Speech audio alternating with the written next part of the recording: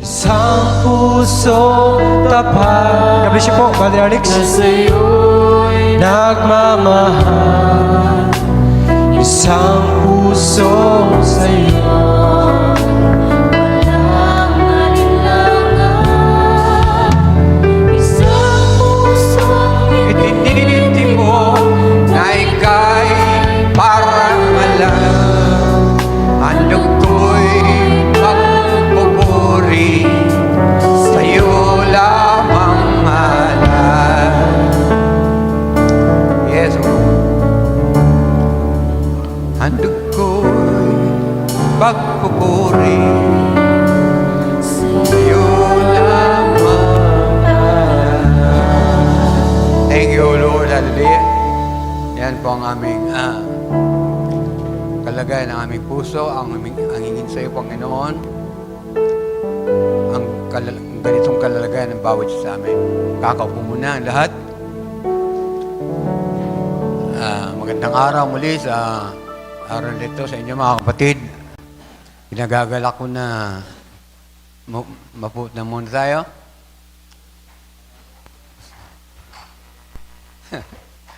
Salamat sa Panginoon sa hatid na kanyang pagpapayag tungkol sa 7 church ages, sa kapahingan na dalang hatid ng ating kapatid ni Brother Woodson. Nais kong pakita mo, Sister Ann. Ganina pinakita niya ang mensahero ng 7 church ages at nais ko rin ipakita. Ito ang 7 church ages na sa bawat kapanahunan ng Church of Ephesus, maliwanag pa ito. Kasi ang bilog na yan ay sumisimbolo ng buwan.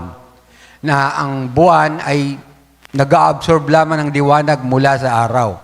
At ang araw ay simbolo, nagsisimbolize ni siya ang ating Panginoong Jesucristo. Na siya ang nagbibigay liwanag.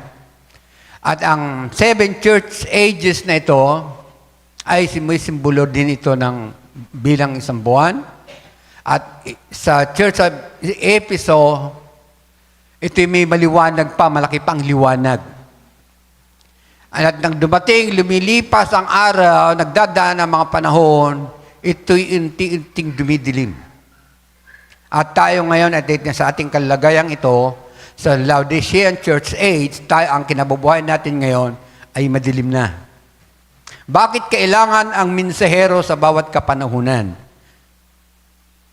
Iyon ang pinakita ni John, pinakita ng Panginoon kay John doon sa Patmos Island. Kasi pinakita kanina ang pagkakatapon ng Apostle John, the Beloved, doon sa Patmos Island.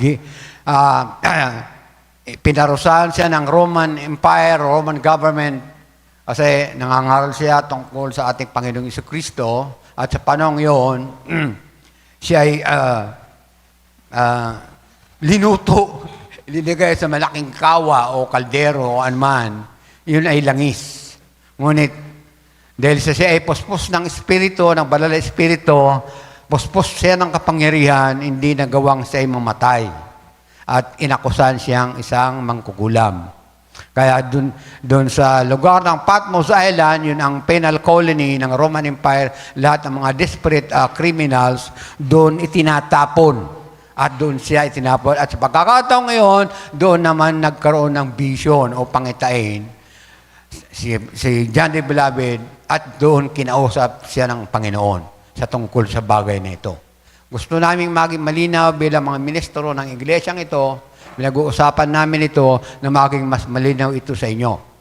Kasi, bakit nga tayo nandito ngayon? Bakit hindi tayo kabilang sa maraming simbahan? Dati ako nasa Joshua generation kami, sa born again Christian. 16 years kami doon, kasama ng aking pamilya. Bakit ako lumabas doon? Yun ang katanungan. Ito ang tatalakayin natin ngayong araw na ito. At salamat, dahil narinig natin kung ano ang kahulugan ng kapahingahan. Hindi partikular na araw ng Sabado o Linggo, dahil nung panahon, during the ministry of the Lord Jesus Christ, doon sa four gospel ng New Testament books, na doon sinira niya ang kautusan tungkol sa Sabat. nagpagaling siya na may sakit kasi bawal na bawal sa kanila based according to the law ng Mosaic law na bawal na gumalaw ang bawat tao no, na nasasaklawan ng kautusan. Pero si Jesus Christ at ang kanyang mga naging disciple noon, si Pedro, yung grupo ng 12 disciple, ay nagawa nilang malabag. Nalabag nila ito. Dahil ang ibig lang sabihin, yun ay nais ipaliwanag, highly to explain ng Panginoon ang tungkol sa bagay na yun. Dahil ang kapahingahan, kanina narinig natin, kapahingan natin ng ating kaluluwa. Ang malaman natin, ang matanggap natin ang Espiritu Santo, ang salita, na ang salita at ang Espiritu ay hindi nagkakaiba. Yun ay iisa. Nang tanggapin natin, nang tayo ay mabautismo sa tubig at nang tayo magsisi at tayo ay sumasampalataya ngayon, tayo ay nagtatamo ng kapahingan ng ating kaluluwa. Kaya ang kapahingan ay narito na sa atin. Kung mas higit ninyong sasampalatayanan at magpapakatatag sa pananampalatayang ito, mas higit nating mararanasan ang kapahingan ng ating kaluluwa. Kasi bakit kailangan magkaroon tayo ng kapahingahan? Aalisin sa atin ang mga alalahanin. Maging mahirap man tayo sa kalalagayan, sa buhay na ito, sa mundong ibabaw nito, pero kung ang isip natin, alam natin kung saan tayo pupunta, tutungo after ng ating kamatayan, pag-alis ng ating kaluluwa, pag-alis ng ating espiritu, sa physical ng ating katawang ito, meron tayong patutunguhan. Yun ang dinidiscuss ng kasulatan. Yun ang dinala ng Panginoong Hesus. Kapahingan na yun. Makakasama natin, makapiling natin siya eternally. Doon sa eternity. Yun ang lubos na kapahingahan. Kaya dinala doon si John during the time when he was in the Patmos Island, nagkaroon siya, naranasan niya yung the Lord's Day, yung kapahingahan. Kasi kausap niya ang Panginoon. Ipinakita sa kanya, sa vision, na experience niya ito. Kaya, tatalakay natin kayo, paano nga ba tayo, saan ba tayo ngayon nalagay sa kalalagayan na sa 7 iglesyang ito? Pakita mo, kapatid, bago tayo manalangin, yung pamagat ng aking tatalakayan sa araw na ito. The division of the church. Bakit nagkaroon ng pagkakahiwa-hiwalay, lalo na sa ating panahon ngayon? Marami nagkiklaim na kami ang totoo, may nagkiklaim na siya ang Kristo. Hindi niyo ba naalala? Kilala niyo ba si Apollo Kibuloy, yung pastor sa Mindanao, nakakulong ngayon? Siya ang nagkiklaim na siya na ang Ama. The same thing na ang Papa sa Roma, sa Vatican City, na nagkakasakit nga ngayon si Pope Francis, makikita mo sa balita, ano ba ang title niya as bilang siya? The Holy Father. Siya na ngayon ang nagkiklaim. Wala namang ibang Holy Father kundi ang nagtatangi isang Diyos lamang. At bawal na bawal yan. Mismo ang ating Panginoon Jesus nagturo sa bagay na salitang yan. Na walang sino man sa inyo na magpapatawag na Ama dahil iisa lamang ang inyong Ama na nasa langit. So maraming kamalian. Doon nagkaroon ng pagkakabaha-bahagi.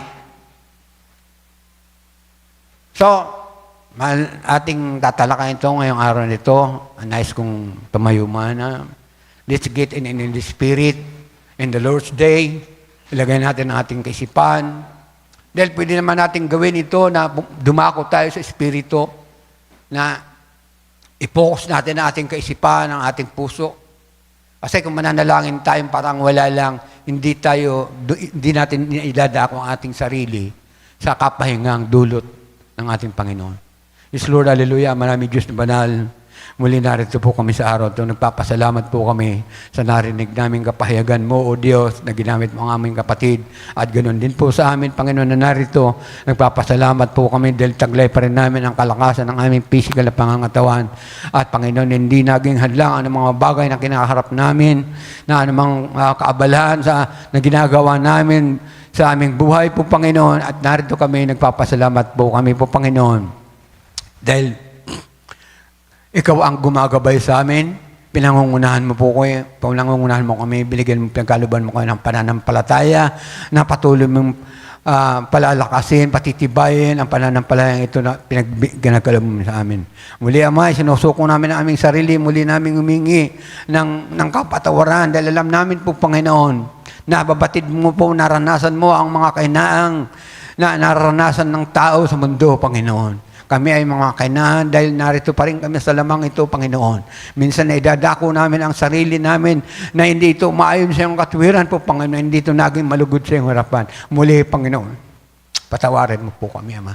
Alam namin po, Panginoon, na handa ka pa rin po, Panginoon, na tanggapin kami po, Panginoon. Dahil kami ay mga tinawag at pinili mo, hindi mo kami pababayaan. Kaya, Ama, muli, maraming salamat sa araw na ito, na muli kami nagkatipon upang tumanggap na naman ang pagpapala na nagbubuhat sa iyo po, Panginoon. Ako, Panginoon, na narito sa likod ng pulpito, Ama, gawin mo lamang po, Panginoon, na maging daluyan ng mga pagpapala upang makamtan, tanggapin ang bawat isa sa amin.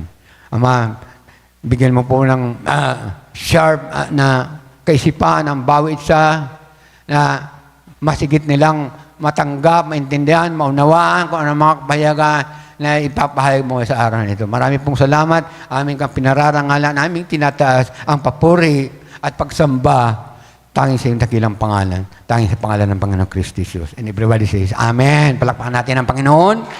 Thank you, O Lord. Makakaupo.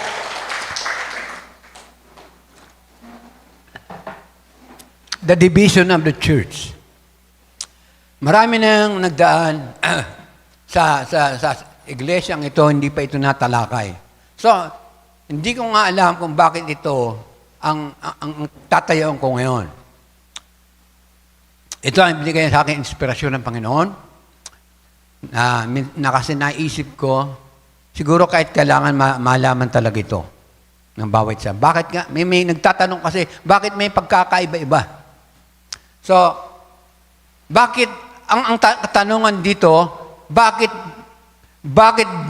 ilinagay niya o meron tinawag ng mga mensahero na siyang mangunguna sa bawat iglesia na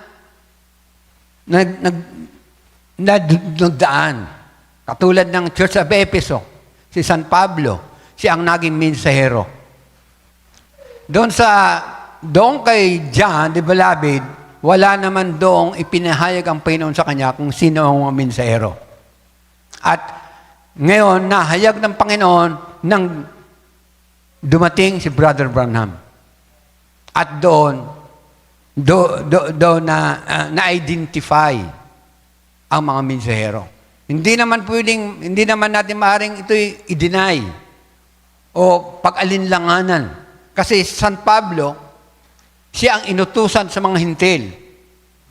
At siya ang nagtaguyod ng mga pananampalataya. Kaya wala naman tayong makikitang iba. Alangan naman na idako natin ang 7 church ages na ito, ilagay natin doon sa Muslim. Hindi nga nininiwala sa Panginoong Jesucristo ito. So, talagang ito alam ko na mahirap i-discuss. Pero, hindi ko man itong maidetalye sa inyo, at least. In Revelation chapter 2, tingnan natin yung ipinahayag ng Panginoon kay John the Beloved. Ilagay mo muna sa Revelation bago natin pakita. Okay. Sa anghel ng iglesia sa Efeso ay isulat mo. Ito ang sabi ng Panginoon kay John the Beloved noong panahon na sa Patmos Island siya. Sabi niya, ang mga bagay na ito ay sinasabi ng may hawak na 7 bituin. Kanina narinig natin yon. Sino ba ang may hawak ng 7 bituin? Ang Panginoong Jesucristo. At itong 7 bituin na ito, sino ba ito? Alin ba ito? Ito yung 7 iglesia. Ito ay sinisimbolo. Sa kanyang kanang kamay na yaong lumalakad sa gitna ng 7 kandilerong ginto. Pinakita kanina. Tuloy mo, kapatid, up to 6 and verse 15. Nalalaman ko ang iyong mga gawa at ang iyong pagpapagal at pagtitiis at hindi mo matiis ang masamang tao at sinubok mo ang mga nagpapanggap na apostol. At sila ay hindi gayon at nasumpungan mo silang pawang bulaan. And verse 15, idako mo lang sa verse 15 kasi mahaba yan. Sa 7 church ages yan.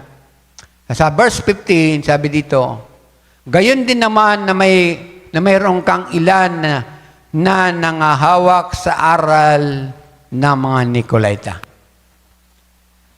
Sa aklat, sa Biblia, dalawang salita lang ang Nicolaita ang makikita mo in the book of Revelation. Ibalik mo nga sa verse 6 para pakita natin. Ayan. Ayan. Isa dyan sa verse 6 at isa sa verse 15. Ito yung sinabi, ito yung pinahayag kay John the Beloved doon sa Patmos Island. Yun ang vision. Bakit kailangan ng mensahero na sinasabi dito na sabihin mo sa anghel ng Efeso? Ay, ito ba'y anghel na heavenly angel? Hindi po. Ito ay earthly angel. Ito'y tao. Earthly angel. Ang tinutukoy na earthly angel dito, na bilang isang tao, si San Pablo sa Church of Epheso. Hindi natin lalahatin yan kasi mahaba talaga. Kung tatalakayin natin ang 7 churches ages, may hirapan tayo. Bakit merong sinalita dito, Nicolaita? Ano ba ang ibig sabihin doon? Nais kitong malaman nyo, lagay mo kapatid, doon tungkol sa bagay nito, sa Nicolaita. In a Greek words. Sa Grigong salita, malalaman natin, na alamin natin ito, ang Nico means Nikaw. Ang ibig sabihin nito sa kanilang salita means to conquer. Sa manakop. Ang Laos, yun ay church. Yun ay salitang Grigo. Means church. Pinagsama itong salita ito doon sa Book of Revelation na ipinahayag kay John. Ang sa English na laity. Means church. Kaya, ang ibig sabihin ito, Nicolaitans. Parang nababago na yung salitang ito. Pero ang original nito, ito po, Nicao at Laos. Nicolaitans. Pag dinugtungan natin ang spirit, Nicolaitan spirit. It means it is a conquering spirit. Doon sa pasinimula pala sa Garden of Paradise, naroon na yung espiritu. Yung the tree of knowledge of good and evil. At naroon yung espiritu na dumaya kay Eva. Kaya, hindi pa naman nabanggit ang tungkol sa bagay ng Nicolaitans. Ang Nicolaitans na ito ay dito natin makikita sa panahon nating kinabubuhayan. At sa panahon nang nagsimula ang early church doon sa Pentecost Day. Nagsimula na ito sa Book of Acts. Sabi dito, kaya mayroong salitang apostate church means pagtalikod ng iglesia.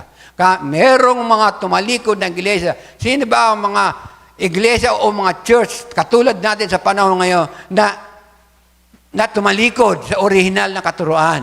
Na malalaman natin yan mamaya. Apostasy means to turn back. Sila ay tumalikod.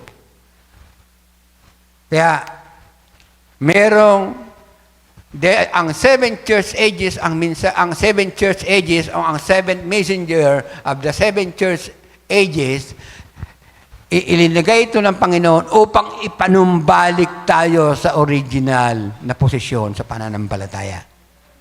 Sana naiintindihan niyo ito.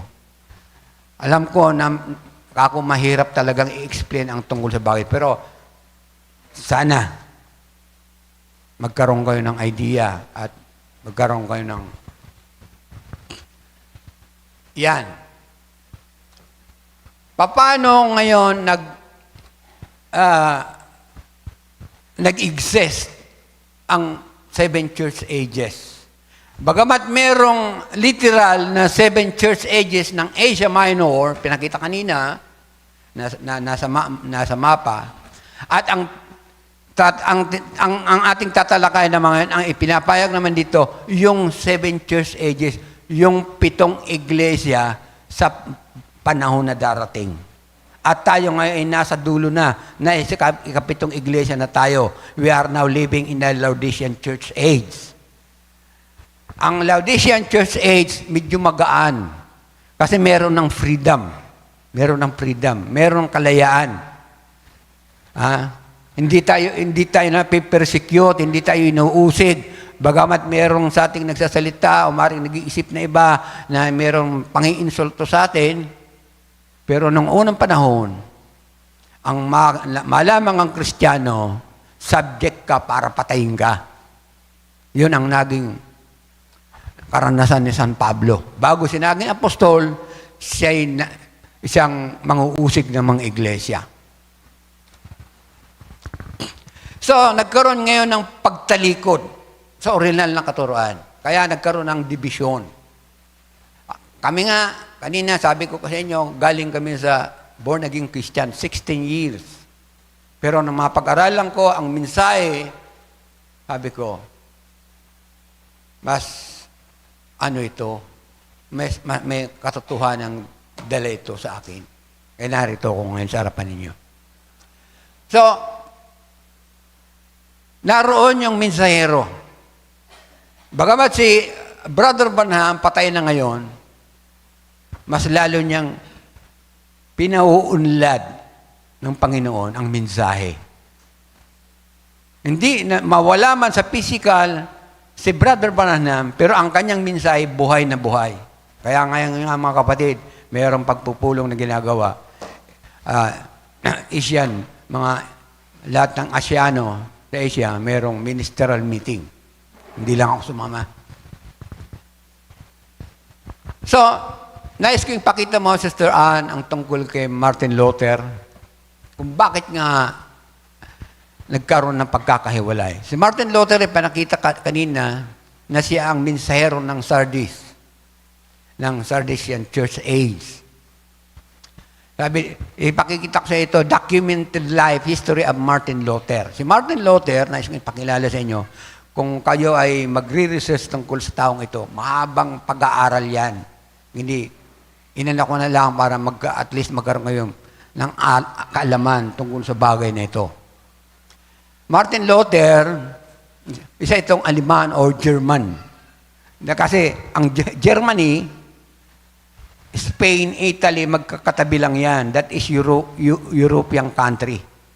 Noong panahon nyo, naglalakad lang sila, sumasakay sa kabayo or kung ano sinasakyan nila para makarating lang.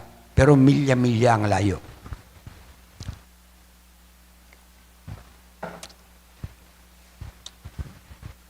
Si Martin Luther, kasi yung panahon na yon, nang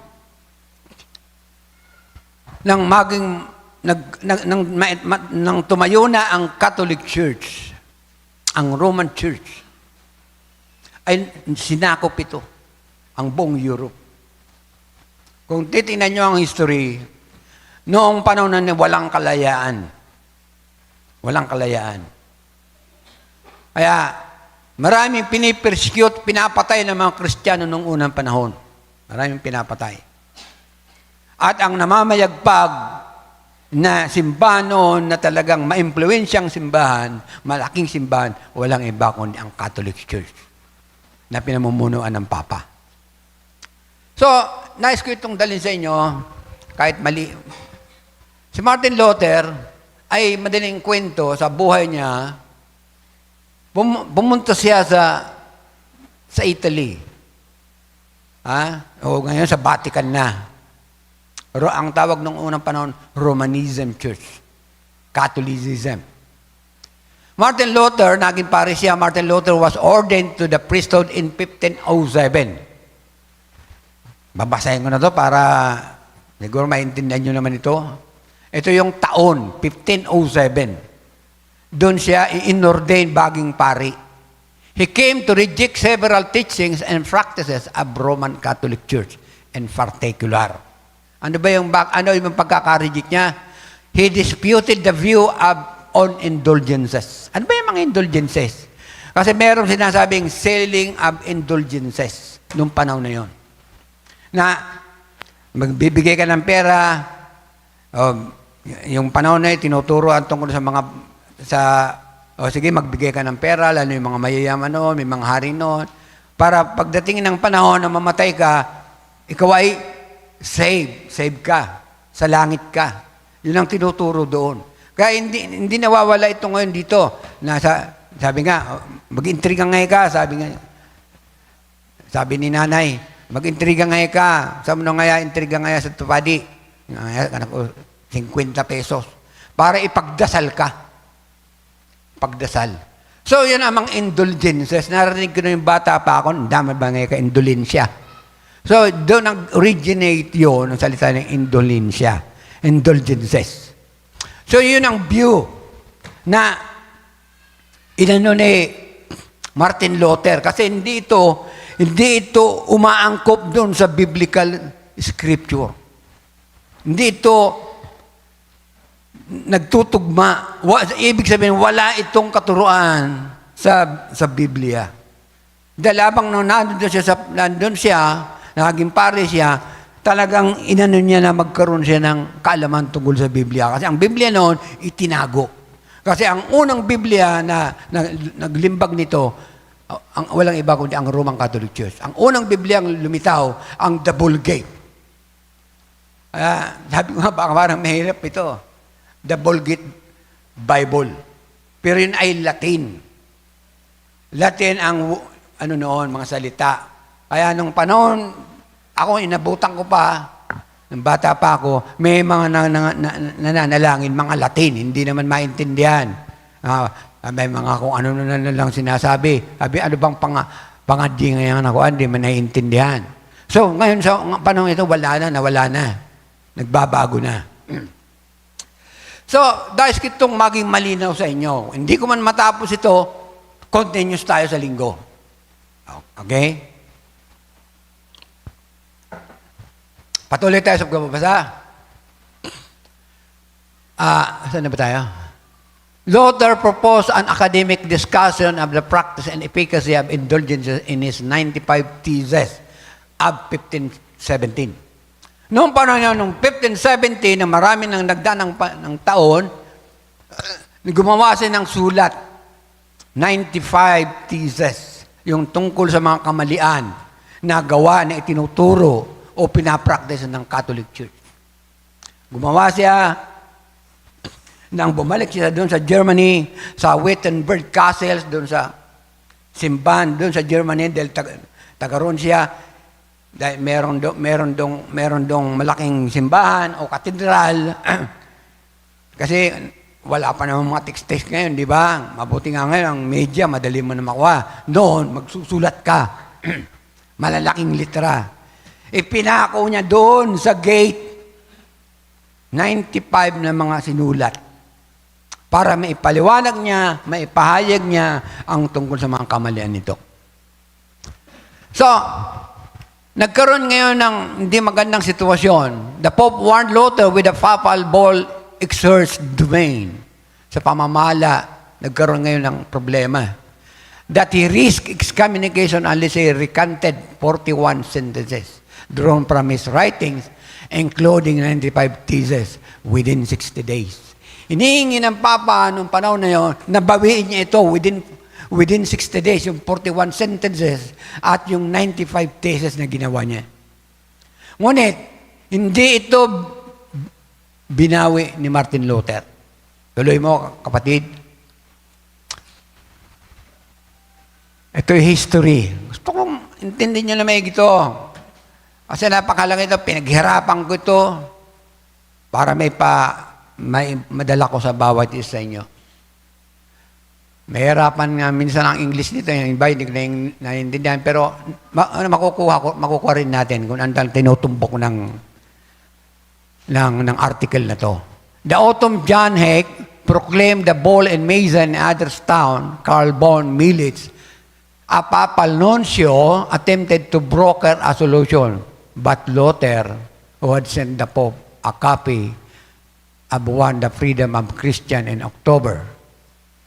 So, yun pala ang hinihingi ni Martin Luther nang matuklasan niya ang katotohanan tungkol sa scripture o ng Biblia. Hiningi niya ang kalayaan. Kasi sa totoong panahon na yun, wala pang kalayaan.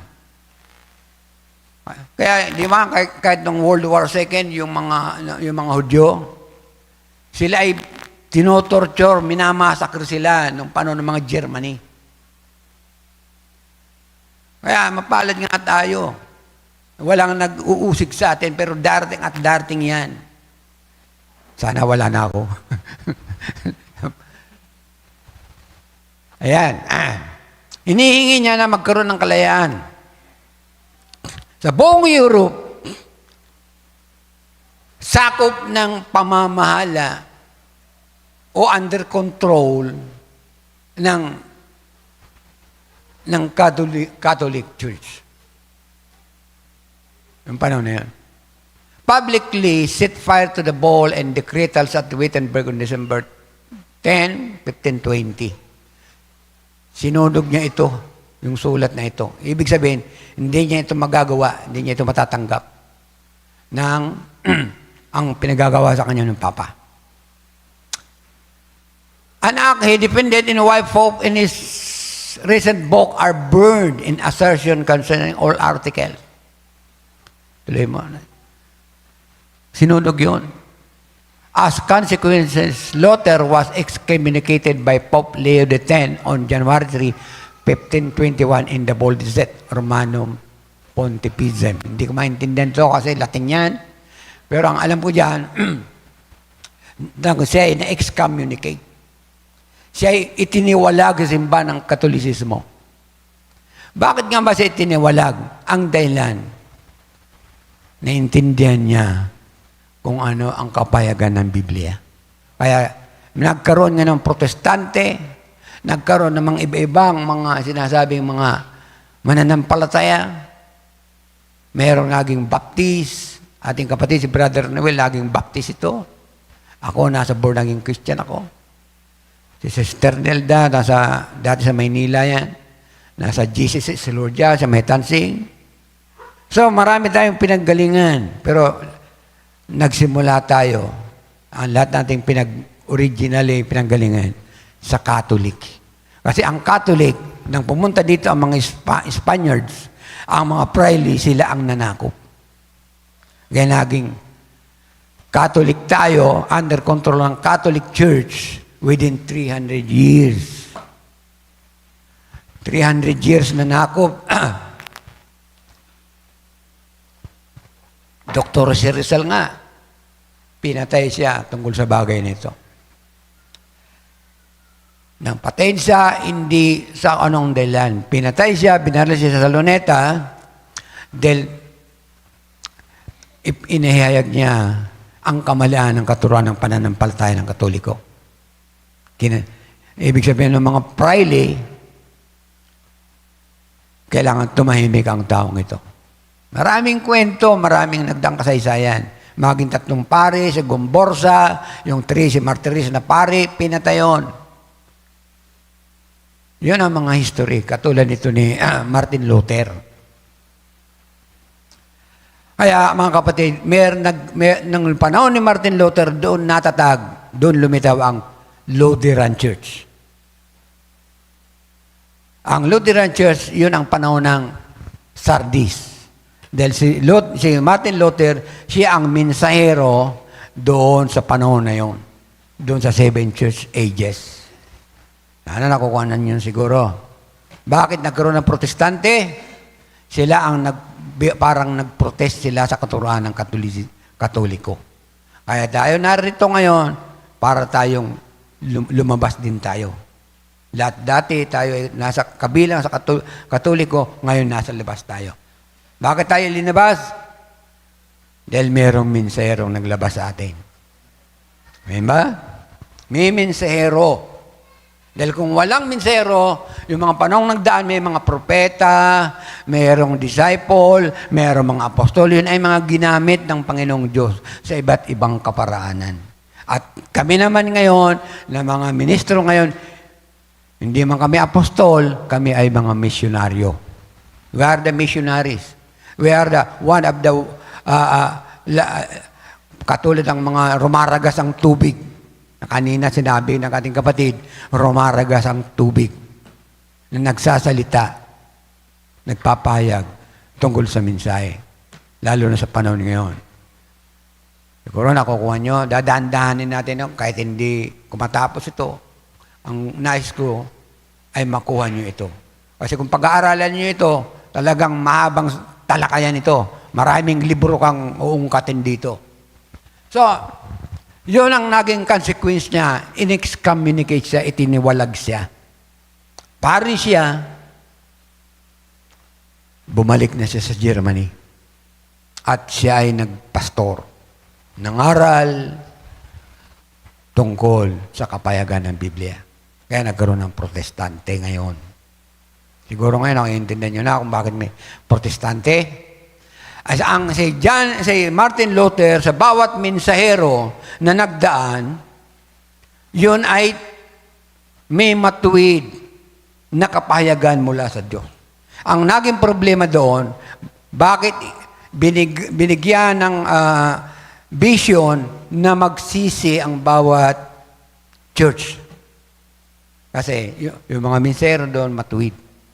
Pero yung mga naiwang katulad ni Martin Luther na nang siya ay mamatay na, naiwan ang ipinounded niya, pero nagkaroon ng korupsyon. Even sa ating panahon, minsan maging sa mensaheng ito, merong espiritu na kumukurap, nag-i-invade. Siguro naintindihan ito. Kasi ang espiritu, ang espiritong koraptong espiritu, ang corruption spirit, wala iba kundi Satanas. Hindi siya nagpapabaya. At ang target niya ay ang mga church. Sirain niya. Di ba, doon sa Garden of Eden? Sinira niya ang plano ng Panginoon. Hanggang sa dumating, sa panahon natin ito. Patuloy na naninira, nagkakaroon ng spiritual corruption. Kaya nagkaroon ng pagkakabaha-bahagi. Iba-ibang interpretation, iba-ibang paniniwala. Kaya dapat nating masigit na maintindihan, huwag tayong lumagay sa kalalagayan tayo ay mangmang. Dahil ang karunungan, ang kaalaman, ito hiningi sa atin ng Panginoon. Hindi, alam ko na sa inyo, marami sa inyo, hindi naman talaga nagbabasa, hindi katulad namin. Ako nga, sa totoo lang, nag-usap kami ni Brother Ryan, ako tumatanda na rin ako, nahihirapan na rin mag-aral, hindi katulad noon. Pero sisikapin ko, Panginoon, alang-alang sa inyo. Alang-alang sa pananampalataya na itinatag ng Panginoon sa atin dito. So, in the books of Acts, chapter 20, verse 22 up to 32, ito yung sa panahon in the early church, doon sa Pentecost church. Sabi dito, at ngayon, narito ako na natatali sa Espiritu. Ito ay si San Pablo. Ay pasa sa Jerusalem na hindi nalalaman ang mga bagay na mangyayari sa akin doon. Ituloy-tuloy mo, kapatid. Maliban na pinatutuhanan sa akin ng Espiritu Santo sa bawat bayan na sinasabing ang mga tanikala at ang mga kapigatian ay nagsisipag-antay sa akin. Tuloy mo. Datapat hindi ko minamahal ang aking buhay na waring sa akin ay malaga. Maghanap ko lamang ang aking katungkulan at ang ministeryong tinanggap ko sa Panginoong Hesus na magpapatotoo ng Ebanghelyo ng biyaya ng Diyos. At ngayon, narito, nalalaman ko na kayong lahat na aking nilibot na pinangaralan ng kaharian ng Diyos, ay hindi na ninyo muling makikita pa ang aking mukha. Kaya nga, pinatotohanan ko sa inyo sa araw na ito na ako'y malinis sa dugo ng lahat ng mga tao sapagkat hindi ko ikinait ang pagsasaysay sa inyo ng buong kapasyanan ng Diyos. Ingatan ninyo ang inyong sarili at ang buong kawan, tayo, na sa kanila ay ginawa kayo ng Espiritu Santo na mga obispo, overseer. Ang kinakausap niya dito, yung mga namamahala, yung mga ministro ng iglesyang naroon sa Book of Acts na yun. Upang pakanin niyo ang iglesia ng Panginoon na binili niya ng kanyang sariling dugo. Ano ba yung binili? Yun yung pagkapako ng ating Panginoon Kristo. Yun ang kabayaran ng ating kasalanan. Yun ang katubusan sa atin. Para mas mailan yung maintindihan. Ibig sabihin, sa kasulatang ito, makikita natin yung panahon na nagpapaalam na ang kapatid nating si San Pablo. Na hindi na siya makikita. So, mahirap ka naman talaga noong panahon. Pag nagpunta ka sa ibang lugar, mahihirapan ka na bumalik. Ituloy mo sa verse 32. Yun ay pagpapaalam. Aking talastas, meron, sabi ni Pablo, sa pagpapatuloy na kanya pagsasalita, na pag-alis ko ay magsisipasok sa inyo ang mga ganid na lubo, na hindi magpapatawad sa kawan at pagsisilitaw sa mga kasamaan din ninyo ang mga taong magsasalita ng mga bagay na masasama upang magdala ng mga alagad sa kanilang hulihan. Kaya nga kayo'y mga puyat na alalahaning sa loob ng 3 taon ay hindi ako naglikat sa gabi at araw ng paalala sa bawat isa na may pagluha at ngayon pinagtatagubilin ko kayo sa Diyos at sa salita ng kanyang biyaya na mga magpatibay at pakapagbibigay sa inyo ng mana sa kasamahan ng lahat ng mga pinapaging banal. So pagkakataong yun, nagpapaalam si San Pablo na hindi na muling makababalik. Sa loob ng 3 taon, meron siyang sinabi at meron siyang nakita na merong darating sa iglesyang ito. Doon sa Pentecost Church. Na alin ba yung sabing ganid na lobo? Direkta natin isasalitain ito. Ito ay ang espiritu ni Satanas. Ito ang sinasabi, ito ang ipinahayag ng Panginoon kay John the Beloved doon sa Patmos Island na mayroong mga Nicolaitan spirit. Nicolaita. Hindi ito naiintindihan ng maraming simbahan ang tungkol sa bagay na ito. Dito lang sa mensahe. Tanungin mo ang iba, ano ba yung Nicolaitans? Hindi nila alam. May nagkaroon ng meron ng pumasok na loob. May nakita na sa San Pablo na merong sisira. Nasa kanila din mismo magmumula ang mga bulaan.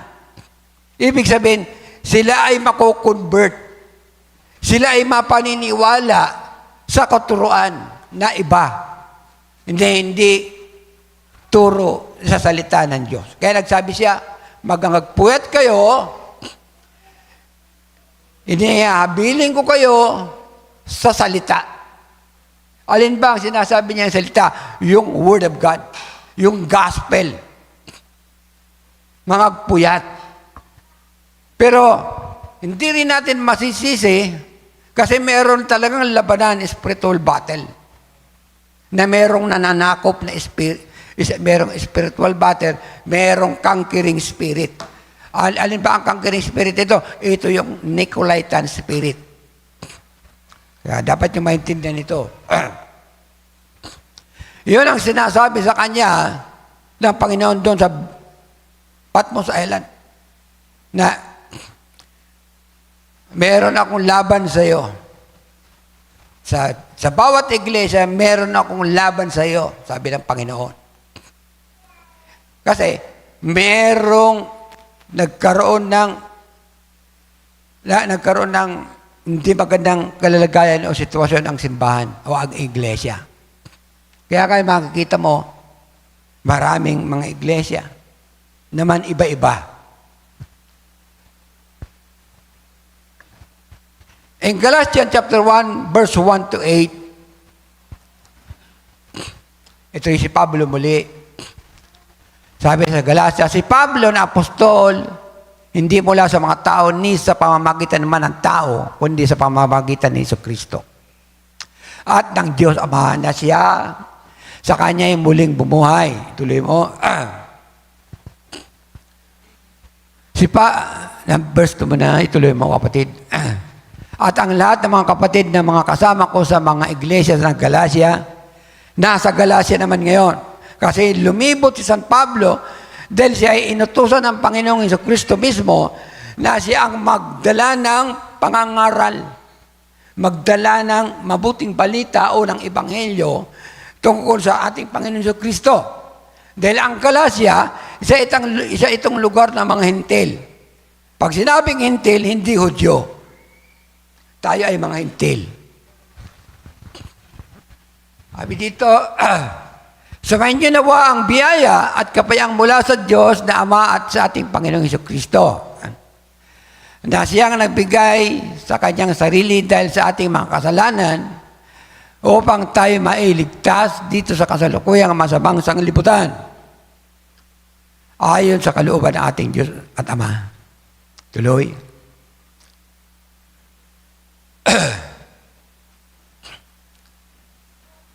Na sumakanya ang kaluwalhatian magpakailanman, sinawa. Ako'y namamangha na kay dali ninyong nagsilipat sa ibang ebanghelyo buhat sa tumawag sa inyo sa biyaya ni Kristo. Yun ay napuna ni San Pablo doon sa Church of Galatia na meron ng ibang pinaniniwalaan.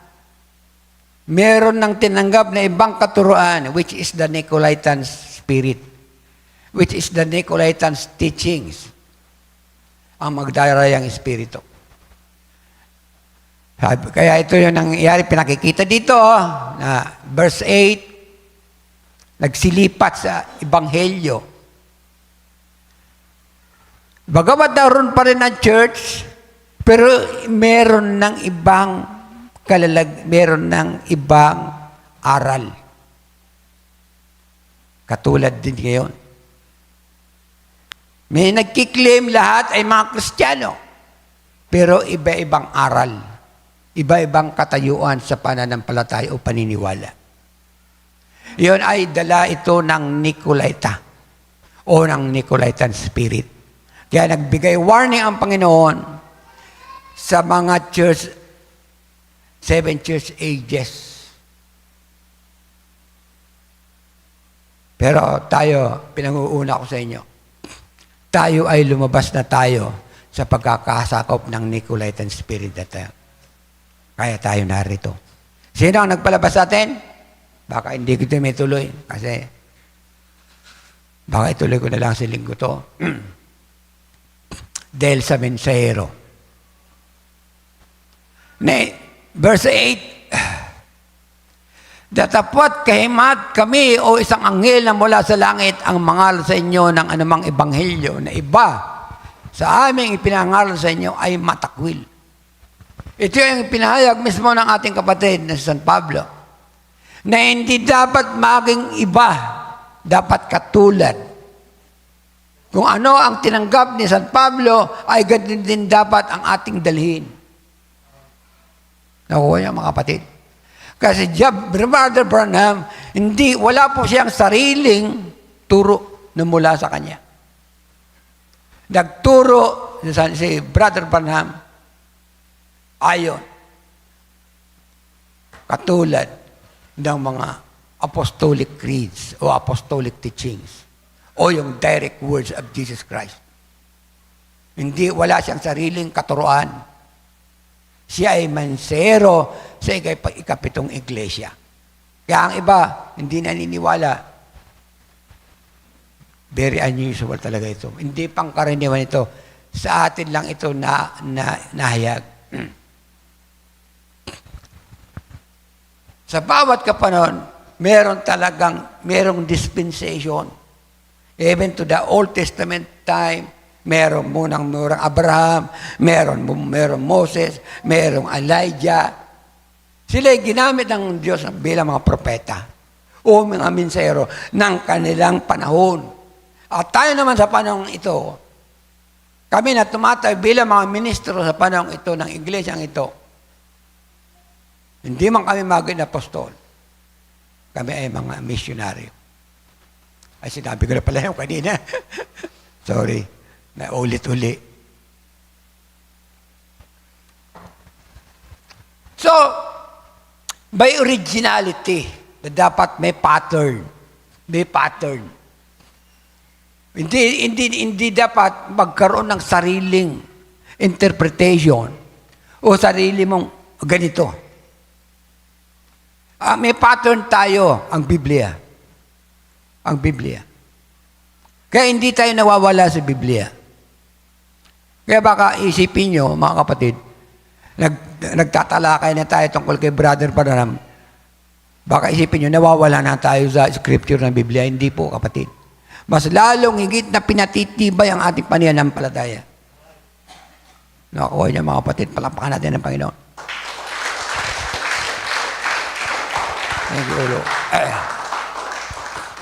Hindi naman natin maaaring pagtakan ito in the book of James, chapter 3. Sabi dito ni James ni Santiago, sino ang marunong at matalino sa inyo? Ipakita niya sa pamamagitan ng mabuting kabuhayan ang kanyang mga gawa sa kamuan ng karunungan. So, nagkakaroon na ngayon ng discussion. Dahil lumalaganap na ngayon ang Nicolaitan spirit. Ito yung pahayag ni James. Pakita ninyo. So, meron ng pagkakababagi dito, meron ng pagtatalo-talo. Ang karunungan na mula sa Diyos, ang ibig sabihin ni James. Up to 18, ituloy mo. Ay, oo. Ngunit kung kayo'y mayroong mapapait na paninibugo at pagkakampi-kampi sa inyong puso, ay huwag ninyong ipagmapuri at huwag magsinungaling laban sa katotohanan. Yun ang discussion nila ngayon, noong panahon, the early church. Verse 15, baka sakali matapos natin ito. Sabi dito ni James, hindi ito ang karunungang bumaba mula sa itaas, kundi ang nauukol sa lupa, sa laman, in physical world, sa diablo. Yung mga na kalalagayan ng panahon, parang nagkakahati na ng pagkakaunawa o pinaniniwalaan. Ukol sa laman. Pag sinabing laman, ang siyang nagkakaroon ng leading o nangunguna na ang ating laman bilang tao, ang sabi dito, hindi nito mula sa itaas. Kundi ito, tao na. Tao na ang namamagitan dito. Katulad din ngayon. Maraming tao na ayaw ng katotohanan. Diba? Punta ka kumausap ka ng Muslim. Tanungin mo, anong pagkakakilala niya kay Kristo? Tanungin mo, sino sa Kristo sa iyo? Sabi niya, propeta. Ibig sabihin, tao lang sa Kristo. Hindi alam kung sino talaga, o ano talaga ang tunay na identity. Kung ano ang tunay na divine nature ng ating Panginoong Kristo. So, maraming pagkakaiba ng paniniwala. So, nagkakaroon na ngayon ng kaguluhan. Tuloy mo. So, nagkakaroon na ngayon ng kaguluhan. Pagtatalo-talo na, pag-uusap na hindi maganda. Sapagkat kung saan mayroong paninibugo at pagkakampi-kampi ay doon mayroong kaguluhan at lahat ng gawang masama. Hindi ito na-experience natin ito ngayon. Di ba? Meron mga, sige, tuloy mo na lang. Alam ko na ngayon, lantad sa inyo ang social media. Maraming church dyan, katulad ni Apollo Quebuloy, na nagkiklaim na pag hindi daw dumaan sa kanya, hindi makakarating sa langit. Kung hindi sa kanya magdadaan. At kiniklaim niya na siya ang Diyos. So, yun ay propesya. At ang bunga ng katwiran ay natatanim sa kapayapaan sa mga nagsisigawa ng kapayapaan. Ay sa verse 17 muna tayo. Nalampasan mo yata, di ba? Ayun. Okay na yun. Verse 18 na yun. Sa verse 18. Ang bunga ng ang katwiran mula sa Diyos ay natatanim sa kapayapaan sa mga nagsisigawa ng kapayapaan. So, meron tayong kapayapaan kung tayo ay mananatili doon sa katotohanan. Sa aral. Sa totoong aral. The original Word of God. Original na Ebanghelyo. Kung paano sinabi ni San Pablo, kung hindi katulad ng kanilang ipinangangaral, takwil. So, siguro nakukuha niyo yan. And Proverbs chapter 18, verse 1 and 2,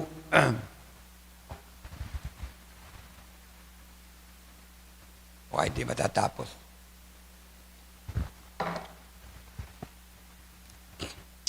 Proverbs chapter 18. Ito naman yung hula dun sa Old Testament time, sa Proverbs. Sabi dito, ang umihiwalay ay umahanap ng sarili niyang nasa at nakikipagtalo laban sa lahat na magaling na karunungan. Verse 2. Ang mangmang ay walang kaluguran sa pag-unawa, kundi maihayag lamang ang kanyang puso. Kaya mga kapatid, ito'y hula sa kawikaan ni King David. Na ganito nga, may lalabas na mga ganito, mga karakter ng mga tao. Ang iba ayaw ng katotohanan. Ang gusto niya na ipairal sa kanyang sarili, sa kanyang paniniwala, kung alin ang gusto niyang paniwalaan. So, kaya ngayon mayroong mga pagtatalo. Mayroong mga ateista, di ba? Na hindi naniniwala sa Diyos. Si Elon Musk nga, napanood ko na isang araw. Si Jesus Christ daw, fairy tale. Meron ba yan? Isang kwentong ano lang. Ang mangmang ay walang kuluguran sa pag-unawa. Meron pala dalang itinakdang ang mga tao na mangmang. Hindi siya nalulugod sa pag-uunawa ng katotohanan. Kundi ang nais niya, maihayag lamang kung ano ang nilalaman ng kanyang puso. Di ba mayroong mga taong ganyan? Na makikipag-diskusyon ka.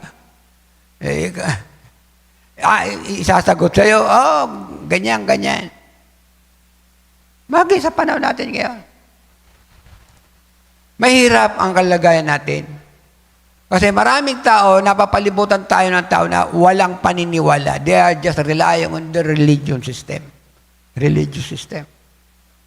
Totally, wala naman na silang alam tungkol sa kung ano ang kinabukasan na darating.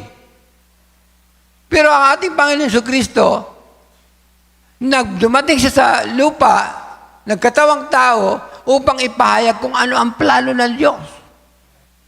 Na may handa ang kanyang iglesia, may handa ang kanyang nobya, may handa ang kanyang mga tinawag at pinili. Hindi ka ba tutuwa niya, mga kapatid? Tayo ay kabilang bilang nobya ng ating Panginoong Jesucristo, na inihahanda pa lang tayo. Kung ang damit pang kasal, hindi pa natatahi, hindi pa nabubuo, ito darating ang tamang takdang panahon na mabubuo ang isusuot natin, ang white garments. Ito'y literally. Pag nangyari na, isusuot na natin yan, at handa tayong aharap sa Panginoon. Di ba? Yun ang future. Ang bridegroom, si Jesus Christ. Tayo naman ay ang bride. The bridegroom. Ang ating Panginoon si Kristo, siya ang ulo ng iglesia at tayo ang katawan. So maraming sinisimbolo. So, maraming ganyan. Maraming ganyan. Maski sa mensahe, meron ganyan pagtataltalin, hindi nakakaintindihan. Dahil meron mga taong ganun. Kasi nakakangkir siya ng Nicolaitan spirit. Dahil ang spirito hindi man nakikita eh. Ito yung spirito. Sasabihin ka, oh ganito, ganito, ganito. Lalo sa Godhead, may nagsasabi, 3 ang Diyos, may 2 ang Diyos. Tayo dito. Well, hindi kami nagturo niyan sa inyo. Bagamat mayroong ama at may anak, pero iisa lang ang Diyos. Dahil ang ating Panginoon sa Kristo, nagpayo sa kanyang sarili na ako, na ang ama at ako ay iisa. Sila ay iisang Diyos. Sila ay isang bahagi. At ginawa ng Espiritong walang pinagmulan, inilabas at ipinanganak niya ang anak ng Diyos. At ito ang karunungan, ito ang larawan ng Diyos. Kaya ba, meron ng pagtuturong kanyan. 2 Diyos, 3, 2, at may nagtuturo na si Jesus Kristo ay tao lang. Makita na mamaya. Okay, tuloy mo. Isaiah 5:20-21.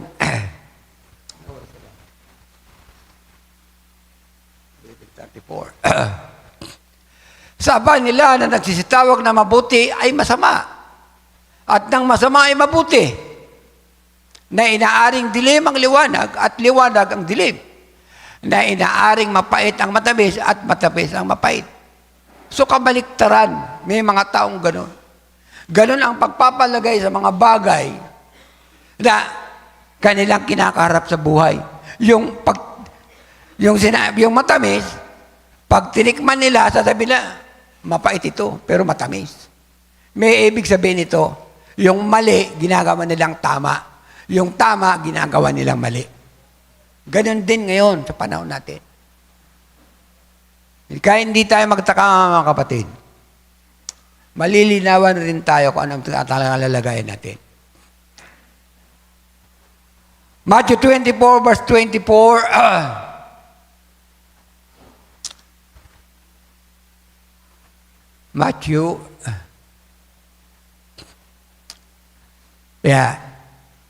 Sapagkat ito na ipinahayag mismo ng ating Panginoon Hesus Kristo in Matthew chapter 24. Sapagkat may magsisilitaw ng mga bulang Kristo at mga bulang propeta at mga papakita ng mga dakilang tanda at mga kabalalagan, ano pat ililigaw kung maaari pati ng mga hirap.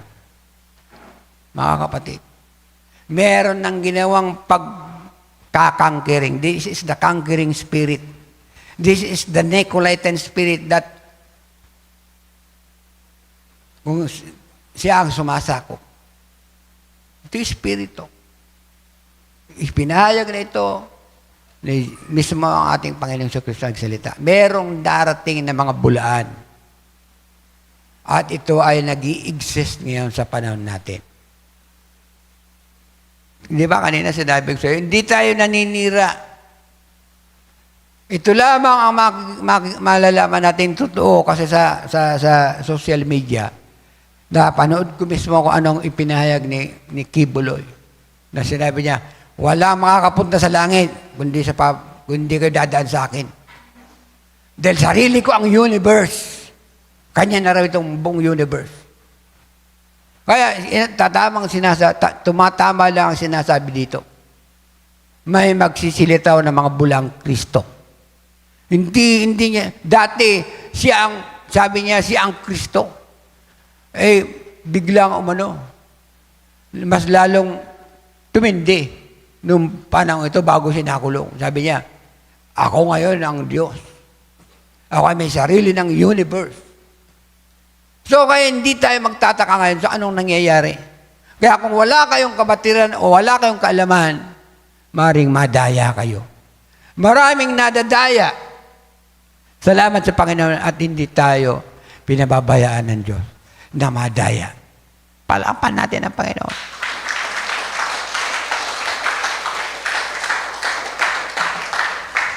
That's right. In John chapter 2, verse 18, sabi dito, mamunting mga anak, ito ang huling oras. Ito ipinahayag ni John na sa panahon nating kinabubuhayan ngayon, maging sa panahon nila, ay karugtong tayo sa huling kapanahunan. Ito ang ibig sabihin dito. So we are living now in the last age. Nang dumating ang Panginoong Kristo, nagsimula na doon yung huling kapanahunan. We are now living in the Laodicean church age. Dahil ang 7 iglesia, ang ikawalo nito ay millennium. Ang judgment day. Nakuha niyo mga kapatid?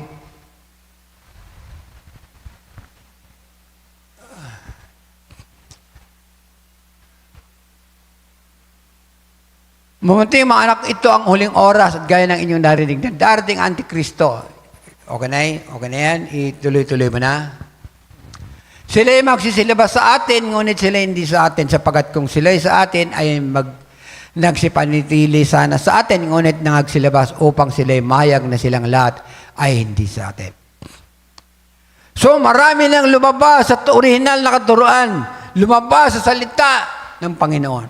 At mayroong maraming wika, ibang bansa, ibang lahi, makikita natin ngayon na walang paniniwala. China, punta ka sa Thailand. Majority doon, ang sinasamba nila sa Thailand, ang Buddha. May malaking gintong estatwa si Buddha. Di ba?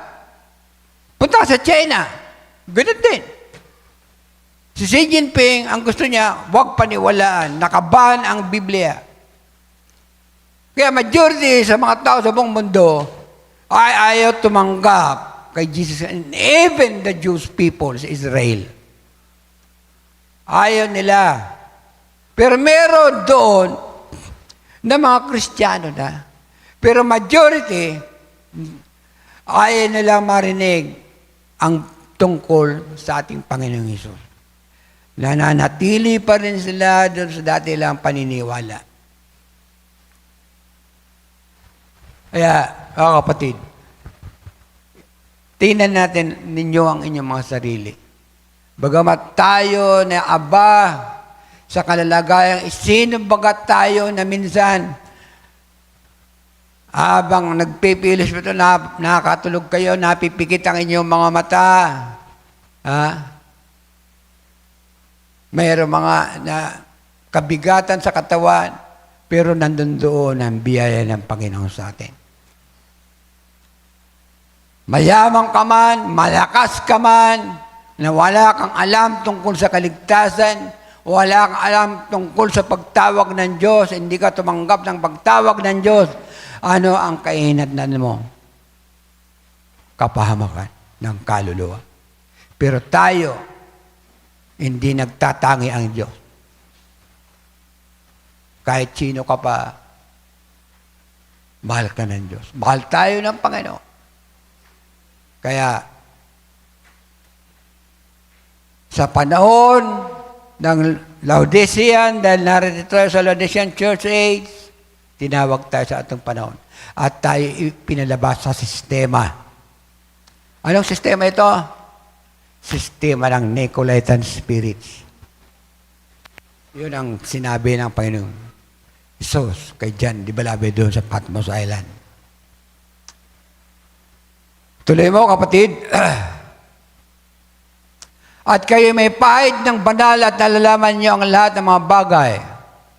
Tuloy mo. Tuloy mo lang.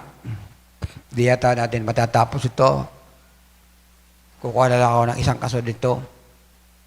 Tutuloy ko ito sa linggo. Gusto ko itong matatak sa inyong kaisipan at aral. Sabi ni San Pab, sabi ito ni John, Hindi ko kayo sinulatan ng dahil sa hindi ninyo nalalaman ang katotohanan, kundi dahil sa inyong nalalaman at sapagkat alinbang kasinungalingan ay hindi sa katotohanan. So yung panahon na yon, merong nagaganap, lumalaganap ang hindi pagkakaunawaan, na merong nang nagaganap na pananakop ang Nicolaitan spirit, ang mandarayang espiritu. Tuloy mo. Tuloy mo, kapatid. Sino ang sinungaling kundi ang tumatanggi na si Jesus ay siyang Kristo? Ito ang Antikristo. Isipin niyo, mga kapatid. Ano ang dala nito? Sino ba sa ating panahon ngayon ang nagpapayag na si Jesus hindi siya Kristo? Ang ibig sabihin ng tagapagligtas o tagapamagitan o anak ng Diyos. Sino ang nagpapayag ngayon na maririnig mo na si Kristo ay tao lang? Ano sabi dito? Pag hindi na niya wala siyang kapayagan o sa tunay na pagkakilala kay Jesus, hindi niya masasabing si Jesus ay ang Kristo. Kundi anong sabi dito? Siya ang Antikristo. Mag-research kayo, magsaliksik kayo. Katulad ng ibang simbahan dyan. Literally, itinuturo nila ang kapahingahan. Particularly sa araw ng Sabado at ng Linggo. Pero ang totoong kapahingahan, yung kapahingahan na kung ano ang tinanggap nating biyaya mula sa ating Panginoon. Yun ang kalalagayan, yung kapahingahan, yung kalalagayan natin. Nang tanggapin natin ang salita, nang tanggapin natin ang Espiritu nila, ang salita at ang Espiritu ay isa. Nagkaroon tayo ng kapahingahan sa atin, sa ating pananampalataya. Kaya lang binibuild up pa tayo. Mas lubos tayong sumagana sa pananampalataya. Katulad nga kanina, sabi ko, tayo ay mga bride, mga nobya. Kung hindi pa yari yung damit na pangkasal natin, darating ang takda na mayayari at ito isusuot natin at doon magkakaroon ng kasalan bago dumating mahinagpis ng arawan ng paghuhukom ng ating Panginoong Hesus.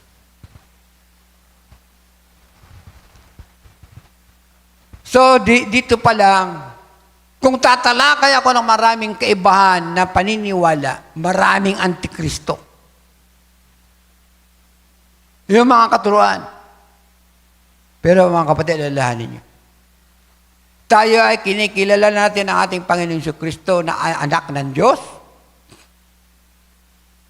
Siya ang larawan ng Diyos. Siya ang karunungan ng Diyos. Nalala ang lahat ng nilalang kundi sa pamamagitan niya. In John chapter 1 verse 1, ilagay mo nga, tatapusin ko muna ito, hindi ko ito patutuloy, masakit ng talikod ko talaga. At least nakuha nyo, meron na akong ikinawan sa inyo na sino ba nga mga Antikristo? Yung maling paniniwala, ang maling nagpapalagay lamang sa kanilang sariling pagkakaunawa. Nakuha nyo mga kapatid? Sasabihin ko sa inyo ngayon. Dahil sa mensahero sa ating panahon ni Brother Branham, lumabas tayo. Saan tayo lumabas? Sa sistema ng buong nagpa-practice ng Nicolaitan Spirit. Dahil nananakop ngayon ang Nicolaita. Kaya, yun ang sinabi ng Panginoong Hesus sa kanya. Sabi ng Panginoon, bagamat na-appreciate ng Panginoong Hesus ang ginawang pagtitiis ng mga church, pero mayroon akong laban sa iyo. Sabi ng Panginoon. Kung hindi ka magsisisi, nang pasimula, sabi dito, in the beginning was the Word, and the Word was with God, and the Word was God. Ang ating Panginoong Hesus ito. Sinasabi dito siya ay Diyos. Hindi ibig sabihin, dalawa na ang Diyos. Ito'y gadget, hindi ko naman may explain sa inyo. Kasi talagang mahabang talakayan ito. Gusto ko lang patunayan sa inyo na ang ating Panginoon sa Kristo, siya ay Diyos. Kaya mga kapatid, marami dyan na iba ang katuruan na kanilang tinatayuan. Mga kapatid, pasalamat tayo dahil sa minsero sa ating panahon, na ating kinabubuhayan, tayo ipinalabas sa sistema ng sanlibutan. Palakpakan natin ang Panginoon. Thank you, Lord. Hanggang dito na lang muna yata ako. Sa totoo, medyo nanakit talaga likod ko. Tumayo. Nais kong umawit yata yung inawit ni Nino, yung nariyan. Pwede ba kantayin nyo? At gusto kong umawit. Kasi hindi ako, may tatalakayan tayo sa linggo. Yes, Lord, hallelujah. Pangunahan nyo, gusto ko lang sumabay sa inyo. Yes, O Lord, hallelujah. Thank you, Lord.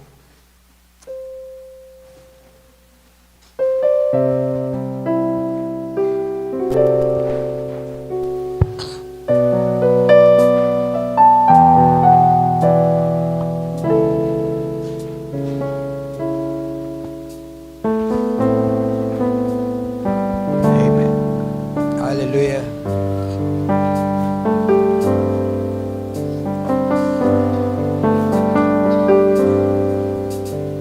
Sa panahon ng pagsubok, Yes, O Lord, hallelujah. sa panahon ng kawalan, Yes, O Lord. sa pag-isa, Sa kadiliman man, liwanag niya'y nariyan. yes, Lord. Thank you, Jesus. Lagi kami nariyan, Panginoon. Sa panahon ng kaguluhan, sa panahon ng kaliguan, sa paghahanap ng mga kasagutan, tugon niya ay nariyan. Thank you, Jesus. Thank you, Lord.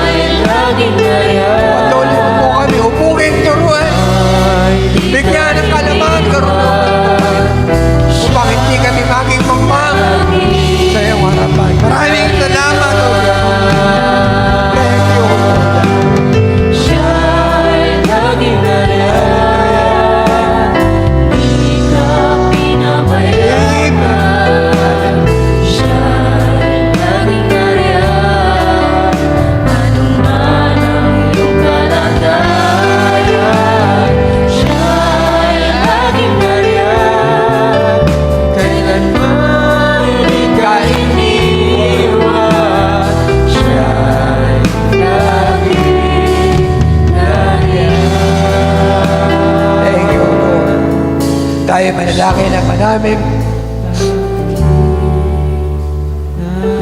Muli, salamat sa araw na ito. Muli kami, Panginoon, na inahayagan mo ng mga kapayagang minsan ito ay nagkakaroon ng kaguluhan sa aming kaisipan po, Panginoon. Dahil alam namin, Panginoon, na kailangan namin malaman ang buong katotohanan. Hindi katulad sa mga nakaraan, sa mga nagdaan. At magi sa panahon namin kinabubuhan ay mayroong magdanayang espiritu na kung paano ipinahayag mo, nagbigay ka ng warning doon sa Patmos Island, magi sa aming panahon ito, mayroong mananakop. Salamat at inihahayag mo sa amin ang gawa ng kaaway po, Panginoon, na walang iba kundi Nicolaita, Panginoon. Salamat at pinalabas mo kami sa sistemang ito po, Panginoon. At sama-sama kami po, Panginoon, na maglilingkod sa iyo, magtitiwala sa iyo, sa pananampalatayang ito na pinagkalo mo po sa amin. Maraming salamat sa araw ito muli, Ama. Muli, hinihiling namin yung pagpapala na patuloy mong pagpalayan ng bawat isa. Ano mga pangangailangan namin, mga kapatid, Panginoon, ay tugunin mo po, Panginoon. Dahil ikaw ang Diyos na sino bang humingi ay pagkakaluban mo, higit pa sa mga inangkin mo mga anak. Maraming pong salamat, Ama. Kami tinanggap mo bilang mga anak at hindi ka magpapababayan. Muli sa amin, bago kami magkahiwalay, Panginoon, babahunin namin po, Panginoon, ang kaliwan, kasiyahan sa aming puso. Maraming pong salamat. Muli, aming itinataas ang aming parangal sa iyo, ang aming pasasalamat, papuri at pagsamba dahil sa iyo lamang sa iyong dakilang pangalan, dahil sa pangalan ng Panginoong Kristo Jesus. And everybody says, Amen. Hanggang doon na lamang.